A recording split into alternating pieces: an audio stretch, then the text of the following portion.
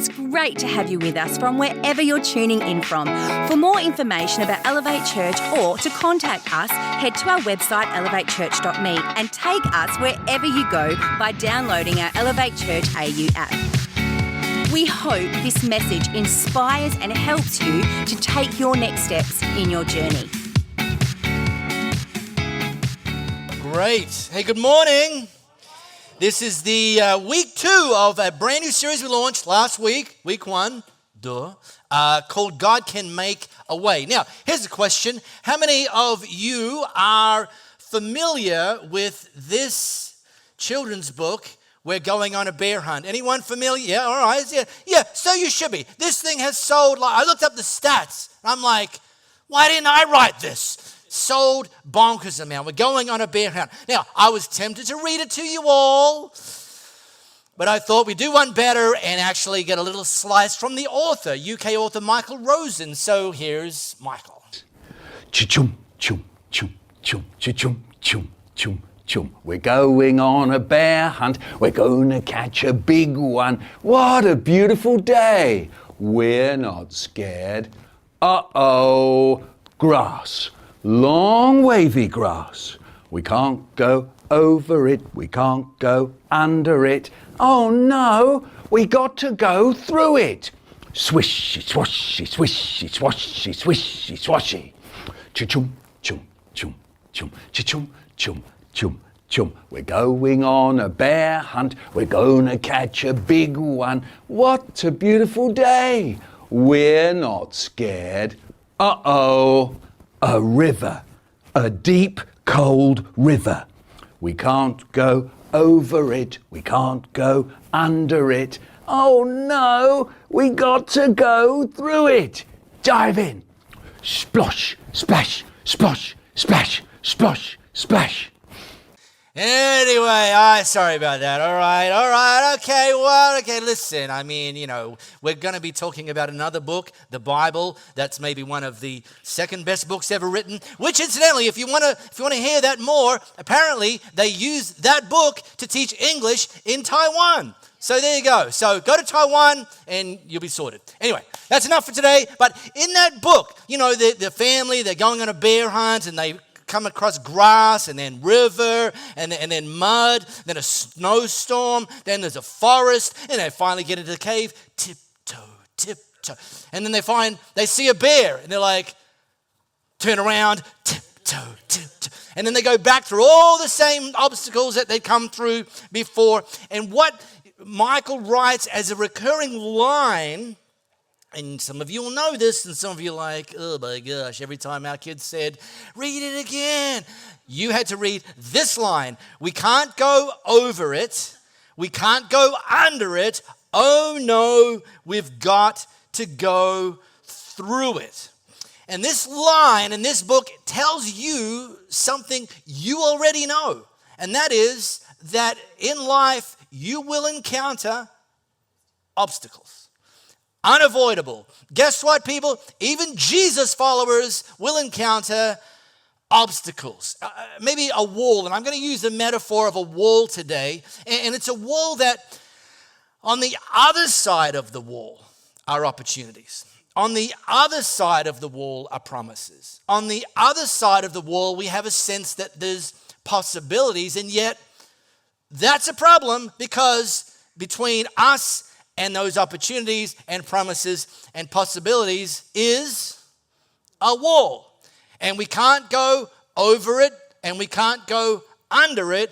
Oh no, we've got to go through it. Well, how in the world does that happen? Because that's not how walls were designed to operate. So today, if you've got your smartphone camera, you can scan this flow code. It's going to take us to Joshua chapter 6. Now, let me give you a bit of backstory while you're scanning that. Let me give you a bit of the context here. So, there's a group of people called Israelites, 1 to 2 million, depending on who you ask, who had been held in captivity in Egypt for centuries. Building the pyramids, doing the things that the pharaohs wanted them to do. And God eventually said to them that I'm actually going to lead you out of Egypt. And he appointed a guy named Moses, who was one of the Israelites, to actually confront the Pharaoh and say, this is a message from God, let my people go. Well, eventually the Pharaoh said yes. The Israelites left and they started marching, and they were actually marching towards a new land that God had promised them, which we just kind of simply call the Promised Land because it's a land that God had promised them. One of the problems is that the nation of Israel didn't take the direct route from Egypt to the land that God had promised them. No, they were walking through the desert. Instead of taking the direct route, well, let's just say they got distracted. Some of them were like professional whingers. They were just whinging all the time. They got to the point where this life in the desert is awful. Let's just go back to Egypt. It was so much better when we lived in slavery. And Moses is like, wait, what? Well, they spent 40 years wandering around in the desert. So much time that actually Moses popped his clogs. Moses actually died before they got anywhere near the Promised Land. And so Moses knew his time was coming up, and God said to him, I want you to hand the baton of leadership over to a guy named Joshua. So now we have Moses is dead. Joshua is now the leader of the nation of Israel, and he's continued to lead them, and we join them in history at a point where they were now standing facing a wall.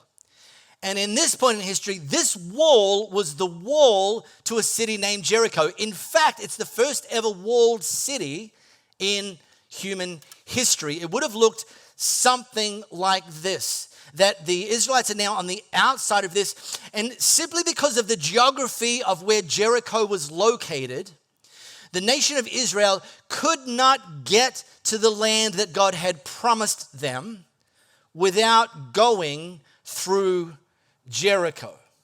And so now we have 1 to 2 million people led by Joshua standing on the outside of this city, looking at a wall and thinking to themselves, we can't go over it. We can't go under it.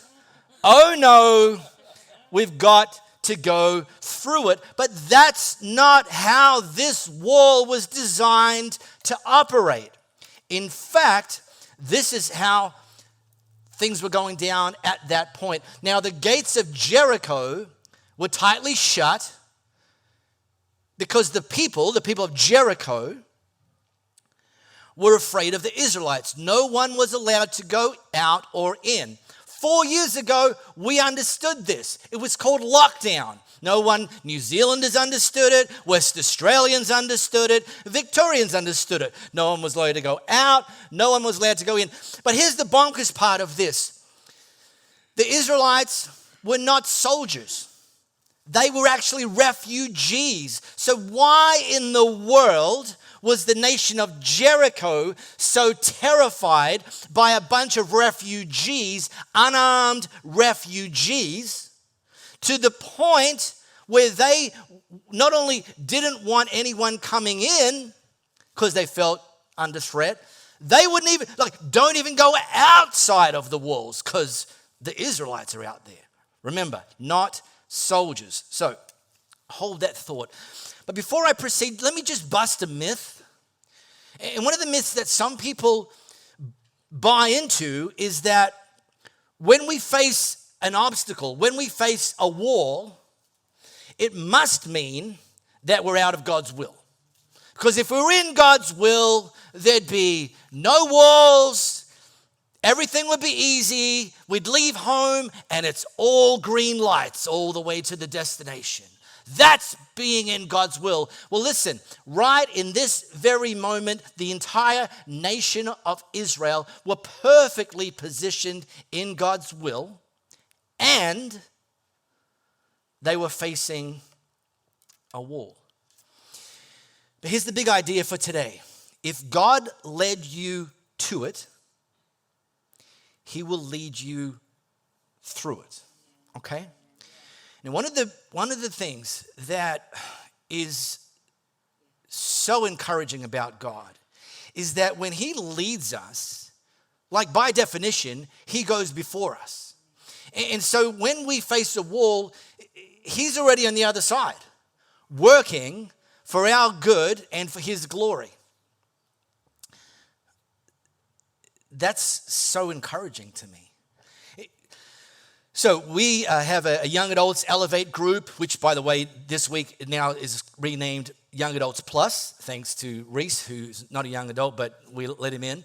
So we shifted the age bracket up quite a bit, actually. Anyway, so we met last night. Now, in our Elevate group, I love them all, but I got to admit, one of my favorites is Kim. Now, I know you're not meant to play favorites, but anyway, one of my favorites is Kim. And the reason Kim is one of my favorites is because Kim and we share a code. And the code is this: if you're early, you're on time.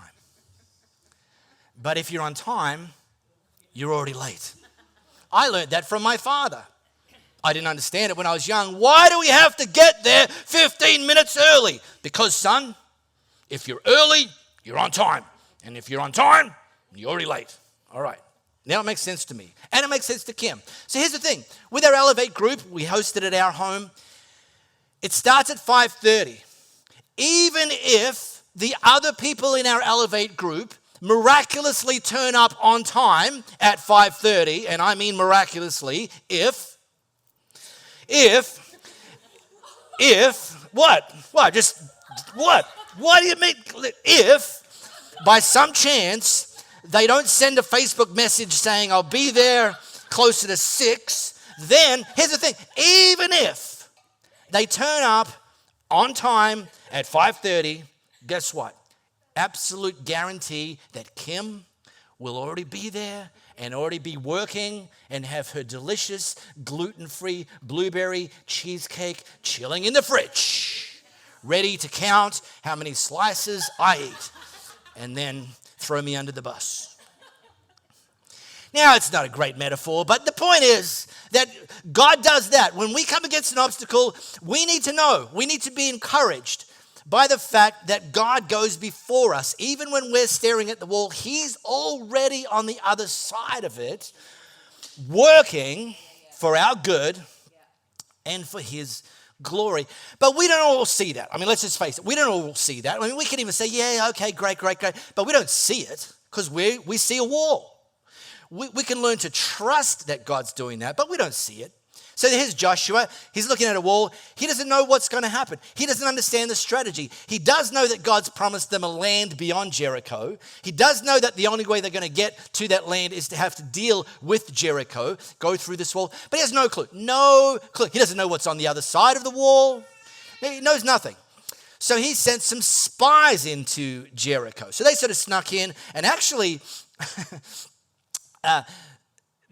there's a woman named Rahab, and she'd built this inn right on the edge of the city wall, and she'd sort of carved out a secret entrance exit. And so weary travelers could actually come through her secret entrance from outside the city and spend the night at her inn, her hotel. But actually, inns in that time served two purposes. You could either rent a room for the night, or you could rent a room for the hour, if you know what I mean. See, Rahab was a prostitute. She owned and ran a hotel that also doubled as a brothel. So you could have a hotel room for the night, or you could have a hotel room for the hour. So here we've got this place, and this is actually where the spies entered. It was the only option. I mean, it wasn't a coincidence. The only way you get in the wall was to sneak through the prostitute Rahab's secret entrance into the city. So these spies did that. Well, anyway, the king of Jericho, news traveled, and you'd expect it traveled fast to him, that there was a couple of spies from Israel that were now inside the walls of the city, and they were hiding out at Rahab's inn. And so he sent some of his henchmen down to check it out. Well, Rahab got wind that there was some of the king's henchmen coming her way, looking specifically for the spies. So she stashed them away up on the rooftop. And the henchmen knocked on the door, and they say to Rahab, are there any Israel spies inside your hotel? And she says, Well, actually, there were, but now they've left. And then she coined the phrase that's become a phrase that's been used for the centuries ever since. They went that away. And so the henchmen were like, thanks. Because they assuming she's on their side. She's from Jericho. So off through the forest, they go chasing the spies. Rahab's like, whew, goes upstairs to where she'd hid the spies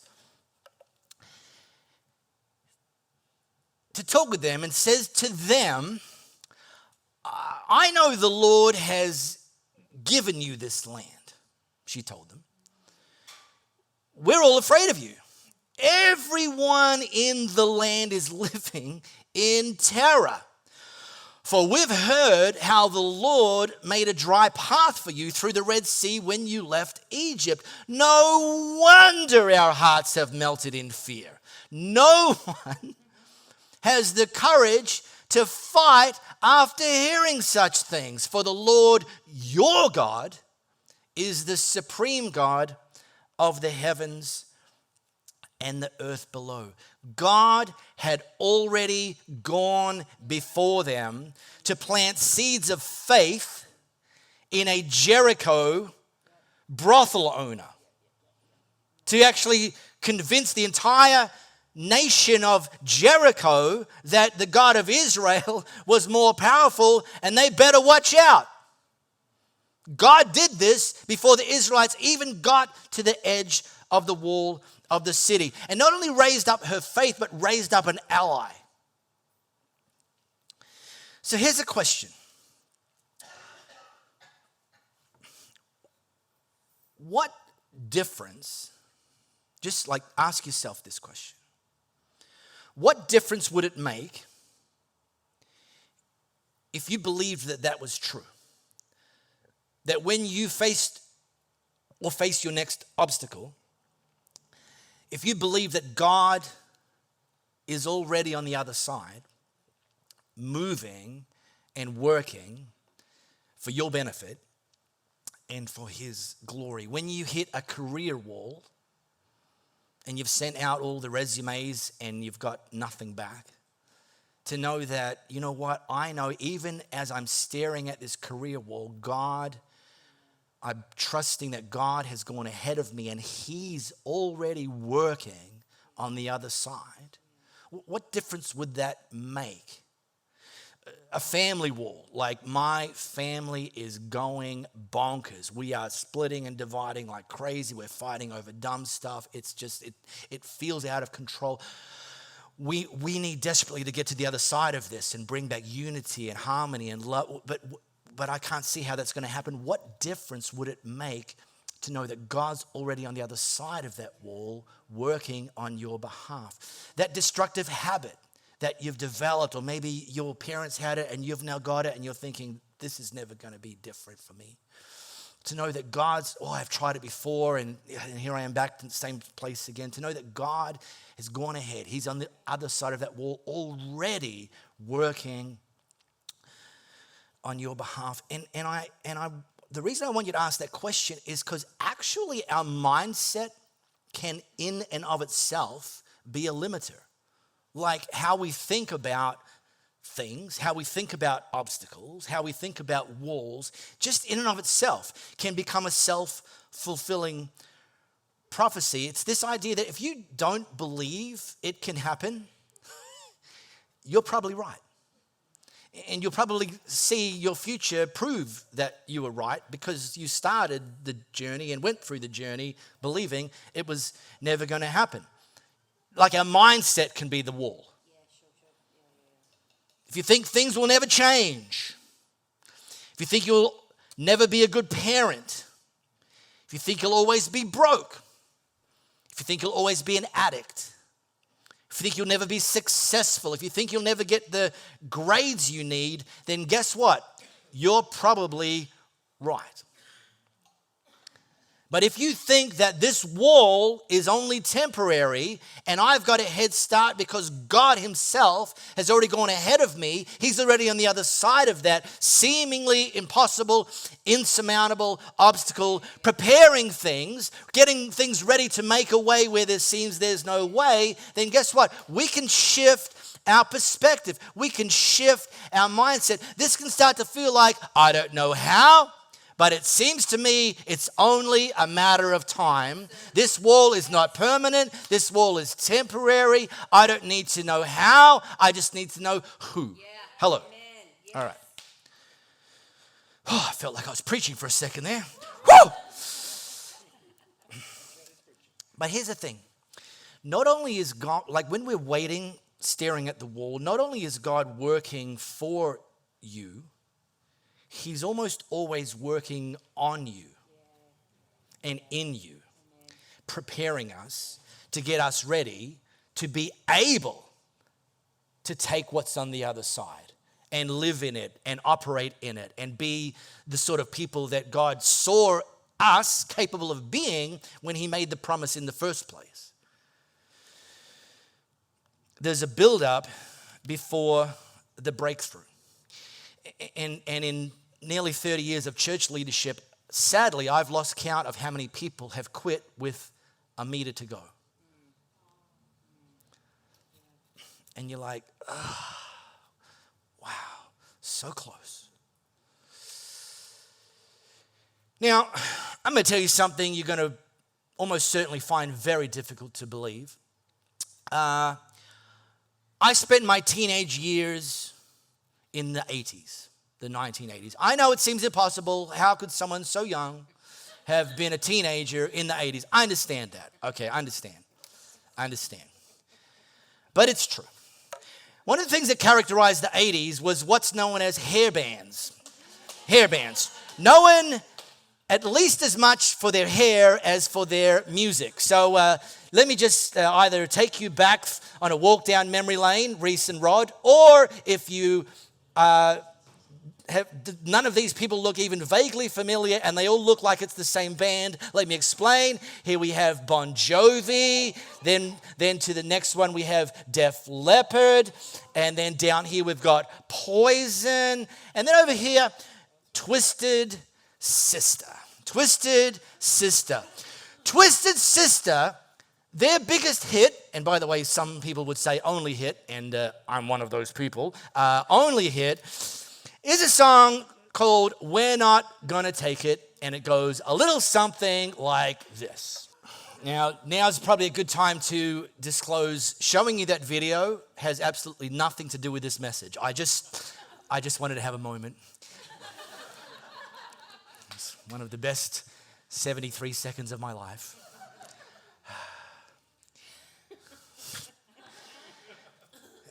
How many have heard at least a bit of that song before in your life? Yeah, sure, exactly. I mean, what? Anyway, because that song became a worldwide hit single. Now I said I think it's probably they're a one-hit wonder, that's the thing, but I don't think any of them have had to get a 9-to-5 job since that song because it became a worldwide hit single. And we can sit back and think, oh, worldwide hit single, never have to work a real job in your life, must be nice. Well, a few years ago, somehow, somebody got funding to make a documentary about Twisted Sister, during which it was revealed that Twisted Sister, listen to this, played 3,267 shows. I'm going to say it again, 3,267 shows over 10 years before they ever got their first record deal. There's a build-up before the breakthrough. And I wonder how many other bands whose band members are now working 9 to 5 because they quit on show number 3,266.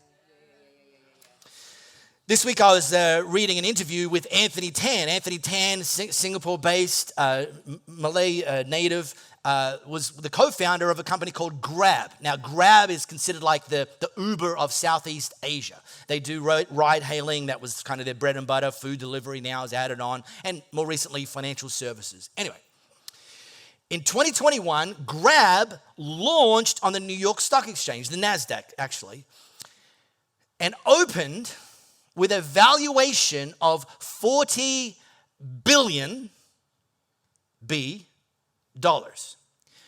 making in that moment co-founder Anthony Tan's net worth $2 billion. How many would like a net worth of $2 billion? Hello? Yes. What is wrong with you people? All right, Rod, we'll split it down the middle. You keep a B, I'll keep a B. We're good. What? Well, you're pretty slow over there. I mean, all right, let's kick a couple of thousand to the McLaughlins, you know. Maybe a couple of Bunnings vouchers. There we go. Well, reading this interview, you know, $2 billion net worth must be nice. And Anthony Tan then discloses, when we launched this company, Grab, I was working 20 hours a day, 7 days a week. Doesn't sound so nice. And I'm not recommending that. I'm just saying these are examples of the fact that there's almost always a build-up before the breakthrough.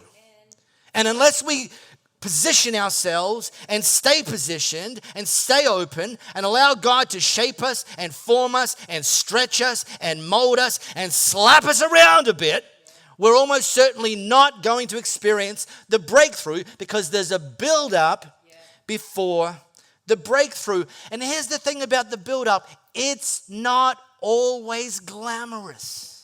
It's not always going to get noticed. You're not always going to get a participation ribbon.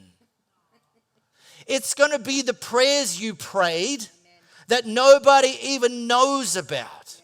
It's going to be the books you read when everyone else in the break room's talking about what Netflix show they binged over the weekend. It's going to be the no's you say to something that sounds like fun because you've got to do some work in the build-up.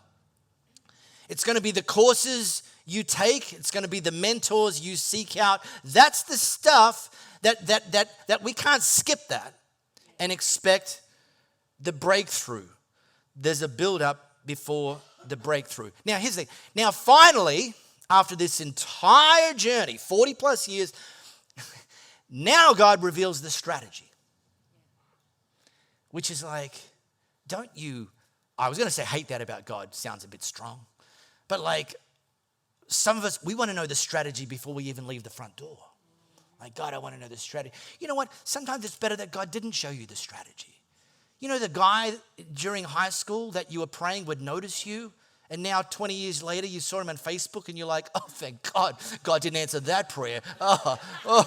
Phew, thanks God, phew. So sometimes God doesn't reveal the strategy up front, because we're not ready for it. Because sometimes if he revealed the strategy, he'd be like, there's no way that's going to work. And I'll show you an example of that. Or it'd be like, well, it could work, but I don't think that's quite for me. In fact, I've got a better idea, which is hilarious. God, I got a better idea than you.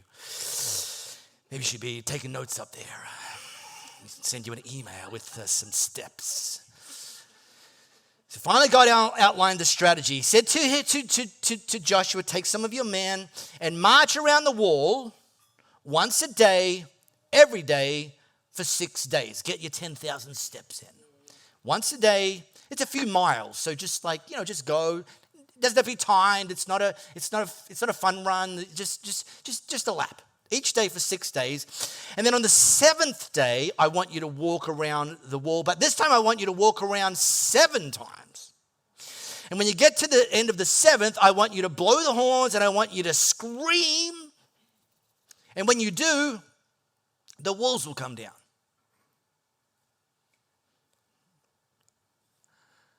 Are you sure? This sounds fishy to me.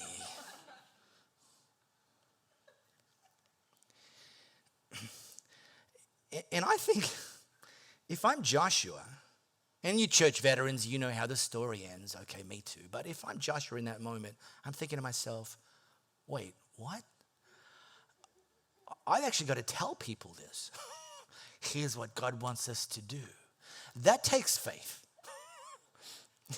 And then we've actually got to do it. And I want to just highlight that as a cautionary tale. Because again, I have seen too many people finally get the blueprints. Finally, having gone through all of this, including the build-up, get the blueprints and think, nah, that's not going to work. Nah, I got a better idea. Nah, I got distracted. I got discouraged and didn't actually do what God called them to do, because the final step still requires faith and the O word, obedience. Seventh time came around. Oh, thank God, finally, I'm exhausted. As the priests sounded the long blasts on their horns, Joshua commanded the people, shout, for the Lord walls are still up at this point, just so you know, has given you the town. Doesn't look like it. Still looks like the same wall, Joshua. Shouting at walls doesn't seem like a great strategy. Shouldn't we, find some dynamite? A couple of bulldozers? When they shouted, when they heard the sound of the ram's horns as loud as they could, and suddenly the walls of Jericho collapsed. And then they just marched in and looked at each other and said, well, that was easy. And little bonus to end this story is God destroyed the entire town and people of Jericho except for one. And her name's Rahab, the prostitute. And you will read about her in the lineage of Jesus, in the beginning of Matthew's account of the line of Jesus. So just this bonus tip, kind of related to the message, but not central to the message, is don't crop yourself out of being used by God. Just like he used an unlikely person named Rahab to not only be an ally for the nation, but to be part of the lineage, one of the few women, incidentally, who got a very, very, very distinct and distinguished mention. We really hope you got a lot out of this message. If you live in the Perth area, we'd love for you to join one of our live experiences. For times and directions, as well as information, head to our website, elevatechurch.me. For those of you beyond the Perth area, we'd love for you to connect with our online experience, which premieres every Sunday via YouTube and Facebook Live, and on demand immediately after. And to partner with us to reach more people by giving financially, head to our website, elevatechurch.me, and also download our Elevate Church AU app.